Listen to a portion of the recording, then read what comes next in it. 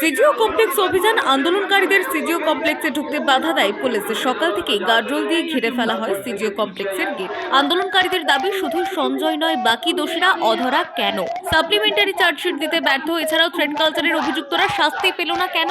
ন্যায় বিচারের দাবিকে তীব্রতর করতে সিজিও কমপ্লেক্স অভিযানের ডাক দেয় এমএসসি এসডিএফ এনিউ।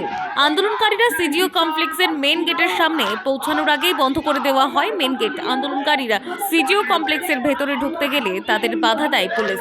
এরপরে শুরু হয় পুলিশের সঙ্গে বচসা। পরিস্থিতি ক্রমশ উত্তেজিত হয়ে ওঠে। শেষে আন্দোলনকারীদের একটি প্রতিনিধি দল সিবিআই দপ্তরে প্রবেশ করে।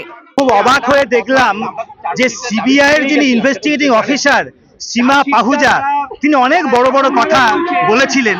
তিনি নাকি দিল্লি চলে গেছেন, অর্থাৎ অভয়ের বিচারের সমস্ত কিছু তিনি সম্পন্ন করে দিয়েছেন, সমস্ত চার্জশিট দিয়ে দিয়েছেন। মানে ভাবতে এমনই হয় দিল্লি চলে গেছেন। এখানে ডিএসপি সাহেব, সিবিআই ডিএসপি র্যাঙ্কের অফিসার, তিনি দেখা করলেন।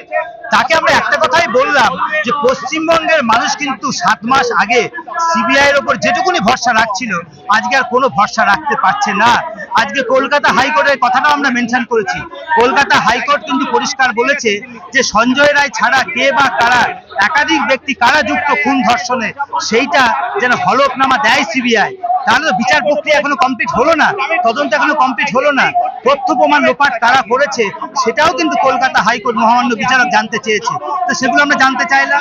যথারীতি ইনারা তো সত্য গোপন করারই চেষ্টা করছে, ফলে সত্য বলবার তো সাহস নেই। কিন্তু মানুষ ছাড়বে কেন? আমরা ছাড়ছি না, আমরা লড়াই চালিয়ে যাবো।